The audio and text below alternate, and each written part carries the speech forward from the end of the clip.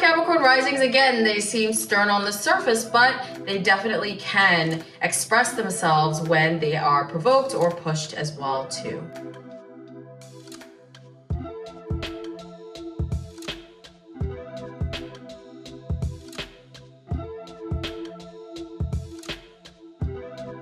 Hello and welcome to Lilith Astrology. I'm your astrologer Adama, and I'm so excited to come on and talk to you today about Capricorn Rising. Yes, this is the Saturn-ruled sign of Capricorn, cardinal Earth. But before we get into the video, I of course want to invite you to check out the links below. Black Moon Lilith Collective is a private, members-only streaming community where there are tons of esoteric videos, astrology videos, everything that you need to know to continue to amp up your vibration, become the master and creator of your own reality, and understand the cosmos and astrology on a deeper level. So definitely check out Black Moon Lilith Collective below. Harness that dark feminine. Another thing too with Black Moon Lilith Collective is the doors are open only for a limited time. Who knows, when you're watching this video, the doors could be closed, because we definitely want this to be a tight-knit community. So we definitely are stopping it and capping it at a certain point. We are having signups to our email list, link below,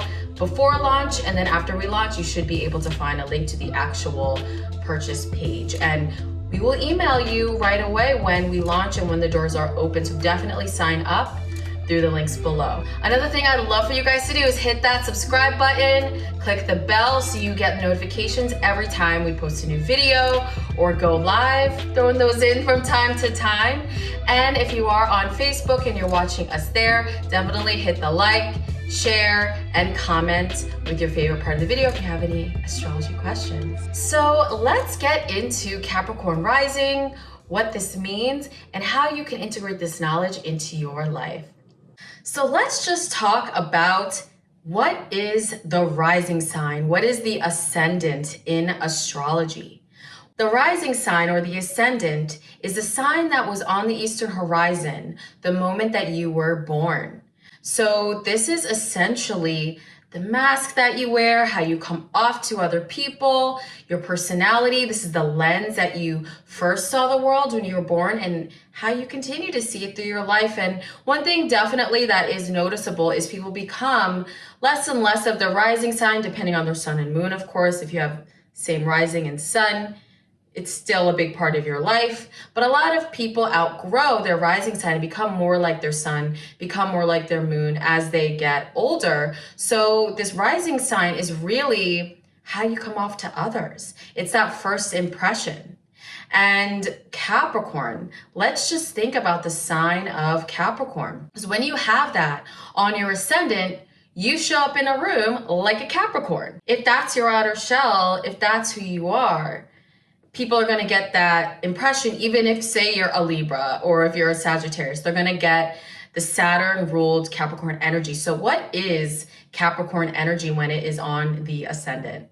So when you have Capricorn in the first house, that means that Saturn is the ruler of your chart. Regardless of your sun sign or your moon sign, Saturn is a very important point in your chart. It's an important planet in your chart, and it actually can represent a lot about your own energy within your chart. Capricorn is ruled by Saturn, and Saturn is all about restriction, hard work, lessons, time, structure, discipline.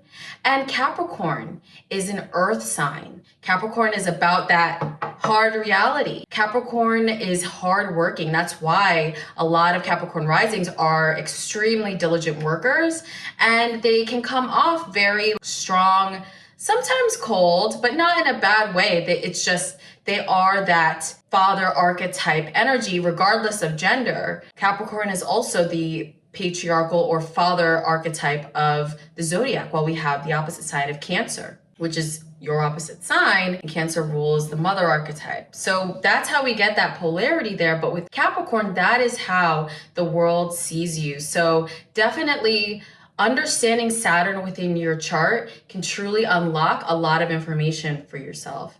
Another thing too is when you are a Saturn ruled chart, things can seem to take time for you because there is some more things to shift through.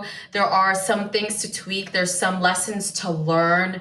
There may be some delays because Saturn does delay things. But the thing is that you do end up getting it because of that diligence and that natural ability to structure and to have that discipline to work through something. So definitely Capricorn risings are a very strong rising sign. We have the second house of self-worth and money. And that, my friends, you also have a Saturn ruled sign, but it's Aquarius. Saturn is the ancient ruler of Aquarius as well. This is the ruler of your second house of money too. So definitely look at your Saturn and where that's placed to understand more about your money. This can push you to be innovative in the way that you earn an income. Like when you just think of Cap risings, like they were the kids that had a job pretty early on and were getting their coin like pretty easily. Not even just easily, because it can take some time for some of them, but you're very conscious of those things. So when you have Aquarius in the second house of money, a lot of Capricorns are just really innovative, or they may feel like, okay, I don't want others to judge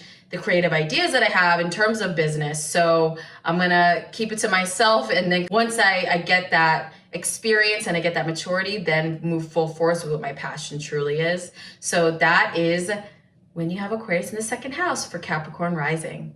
So Capricorn rising, you have Pisces in the third house of communication. This is also short distance travel, childhood communication. This is also siblings.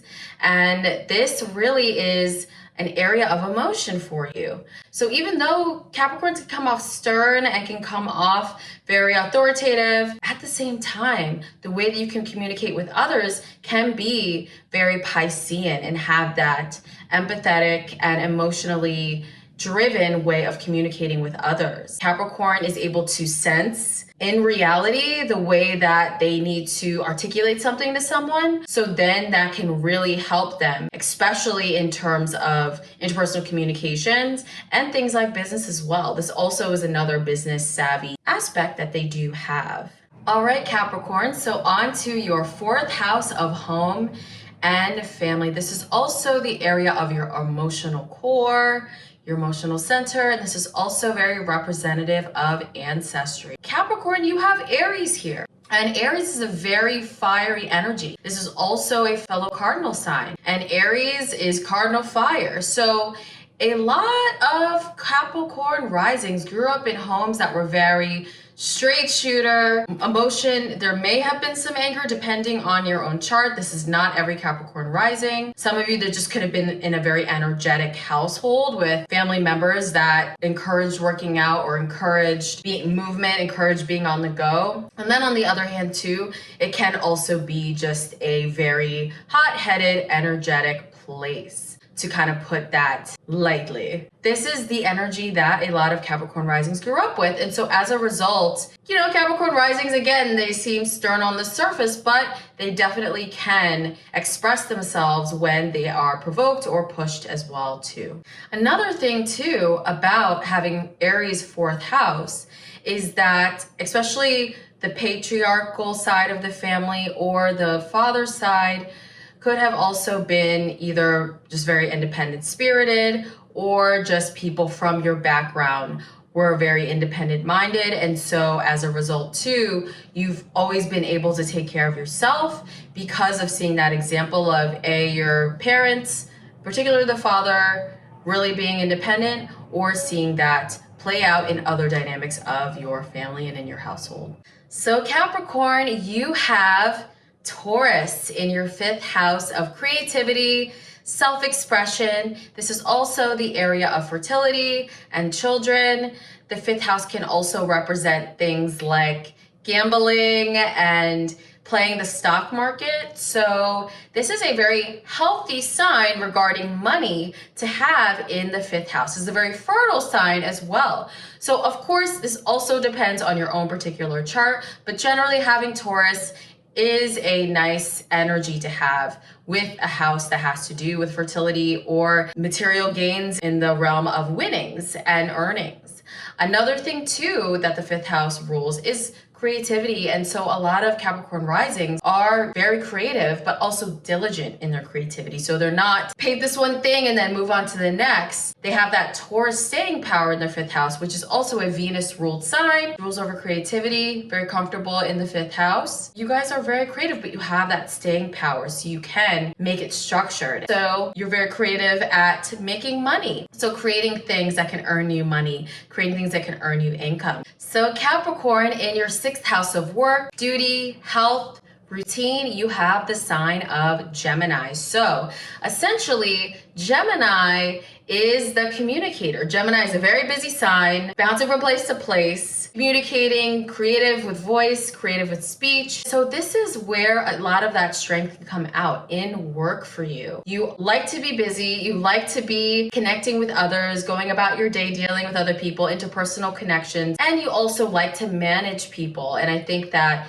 cardinal Earth, which is your sign, cardinal signs are the leaders of the zodiac. So you are that Earth leader. And with Gemini in your 6th house, it can really make for good rapport for people who work for you or in colleagues in your day-to-day work life. Another thing too is Capricorn can be pretty diligent with their health routine. I think speaking your truth and being in your truth with how much you work can also be something that can get to a Capricorn. You can suffer from fatigue if you don't take some time out. Because when you have Gemini in your 6th, you always want to be busy. So definitely that's, I think, a good way to handle having that energy and really wanting to put in the work, also taking that time to rest. So Capricorn, you have Cancer in your 7th house of relationships. This is also the area of your chart that has the descendant. So the rising sign is also known as the ascendant. And then on the opposite end, we have the 7th house with the descendant. And so yours is Cancer. And this is your opposite sign. So technically this is your partner sign, even though you are two completely opposite signs. Cancer is a cardinal water sign and very emotional, rules the home, rules the mother archetype. It's ruled by the moon, which is the divine feminine archetype as well. In the chart, the mother, everything about the home is Cancer. So a lot of Capricorns look for that familiar energy in partners. So your descendant or 7th house is what you look for in partnerships. So someone having that emotion, someone being able to be empathetic and nurturing can help offset and really be a nice balance for that Saturn energy that definitely is more natural to you. So your opposite polarity Cancer can be some good matches for you. Other water signs like Scorpio and Pisces can be as well. Of course, it all depends on your entire chart. These are just general compatibilities. And then you can have other earth signs as well, Taurus and Virgo, but Cancer is in your relationship house. So definitely that could be a very cohesive energy for you. All right, Capricorn, now it's time for your 8th house of transformation, change, death, rebirth. And we don't have to mean death in that kind of way. There's such a thing as change and ego death. Always want to add that in there. Inheritances, and this is also the place of marriage, shared resources. So this is all of 8th house stuff. This is things like death and rebirth. Marriage is such a big part of the conjoining in the death and rebirth of life, essentially, or partnership or people coming together. These are all 8th house things. Things like taxes, debts, loans, things like other people's finances. That's why inheritances are in this area of your chart, because it's money that is not yours, but you receive. And if you have some heavy placements here, you can have some movement in that and receive money from other sources instead of just 2nd house stuff, which is the money that you earn. This is other people's money, essentially. You have the sign of Leo here. And Leo represents creative self-expression, children, the child. This is about fun and flirting and romance. Leo is about the heart. And so when we have a sign within the 8th house, this can be a place of suppression where you may hide this away, but it is something that you need. And it's your personal power as well too. Your inner child is here. When you have Leo here, there can be more of a grown-up attitude, younger in life. and then coming into that personal power, that inner child later on in life, and finding that joy, finding that fun that maybe you had to suppress because of life situations or the ways you had to adjust to your environment when you were younger. So having Leo in the 8th house, your playfulness and self-expression is a superpower of yours and can definitely help you in terms of every aspect of your life, relationships, work, romance, career, all of that. So definitely tap into Leo energy, Capricorn, and let go a little, have fun. This also is the area of sex too. So even though Leo is not, and it depends on sun, moon, all that stuff, but Leo is technically not really a cohesive energy with Capricorn. But for Capricorn risings, Leo placements will fall in this area of your chart. So that type of energy could sexually attract you because it's something that maybe was taboo for you or was suppressed for you, so that person can kind of bring that fun Leo energy out of you and empower you in that way. So this can also be a place of sexual empowerment as well too. All right, Capricorn, on to your 9th house of higher learning, education, and long distance travel. So you have Virgo here, Capricorn, and this is what makes you the eternal student. So this is the area of the chart where it's all about higher knowledge, higher wisdom, the guru, seeking something that is higher and different than what you would get in your normal classroom. This is where energies like a PhD would live, or getting a certification that is above and beyond the normal everyday grade school. This is really also heightening your awareness through experience. And Virgo is such a fabulous energy to have in a studious and academic house, because this gives Capricorn that extra focus needed to really absorb information, retain it, and learn it. Another thing too is long distance travel or traveling outside of your comfort zone. Of course, this all depends on your chart, but in general, Capricorn risings can tend to not want to stray too far away from the home base or what they find familiar. A lot of Capricorn energies love routine, and they can have a lot of hyper discernment when they go to new places or see new horizons. Because of having Virgo here, this is the area of the chart that rules over long distance travel and foreign places and things like that. So when you have Virgo here, sometimes you can just be hyper aware of being out of your element and being out of your comfort zone, and that may not be as comfortable as, say, if you're a Sagittarius, right? All right, Capricorn, on to your 10th house of career, and this is also called your midheaven. So we had your ascendant, rising sign, we had your 7th house, descendant, and now at the top of the chart in your 10th house, we have the midheaven, and we have your 10th house of career, and you have Libra there. Libra is where you shine, essentially. And the thing to remember is Libra is cardinal air. This is a squaring energy to you. So this is why sometimes it can take an extra step in coming out of your comfort zone to truly get to your life path, because it's a squaring energy and an energy you may not be as used to. So a lot of your diplomacy, a lot of your tact and way to balance is in your leadership skills. So Capricorn is like that steady, structured, approachable, fair leader for the most part. Like Capricorn really can exude that Libran quality in their careers.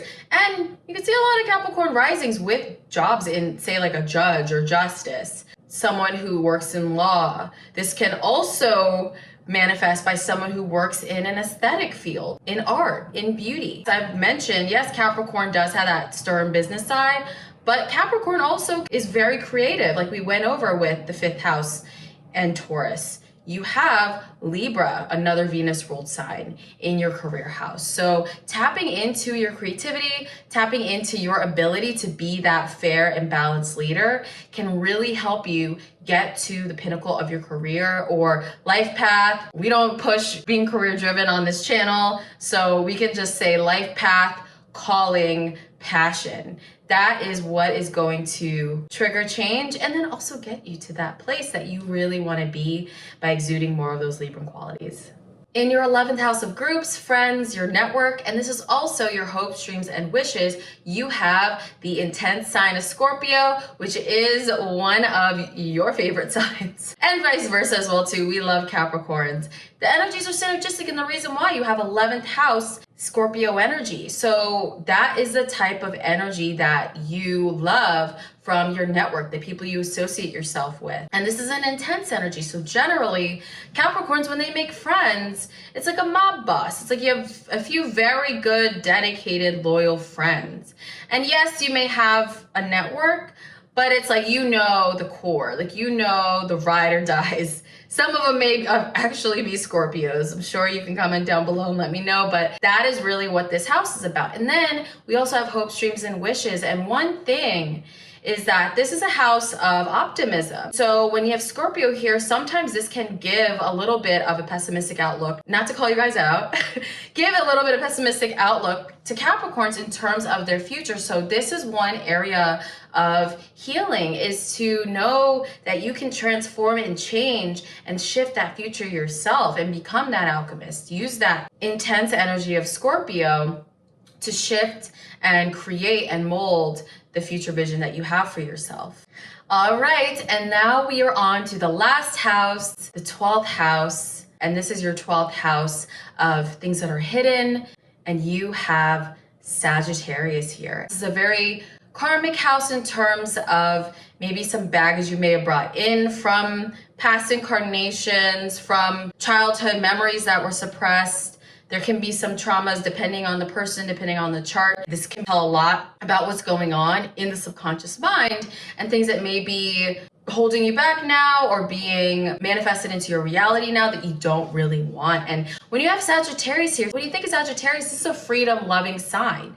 This is all about exploring, going full force, no restriction. Capricorn's about restriction, right? So that is why a lot of the time Capricorns may not let themselves be as liberated and release some of the restriction they may put upon themselves or place upon themselves, or that others place on them, because of having Sagittarius in this suppressed part of the chart. And everyone has this, but for you guys, it is Sagittarius. So like even with the 8th house and Leo energy, tapping into that. Tap into the energy, spontaneity, the freedom loving energy of Sagittarius, and that can really be healing for you and help you break down through some of the restrictions that could be delaying certain things from manifesting into your life, or you going full force and being your full true expression of self.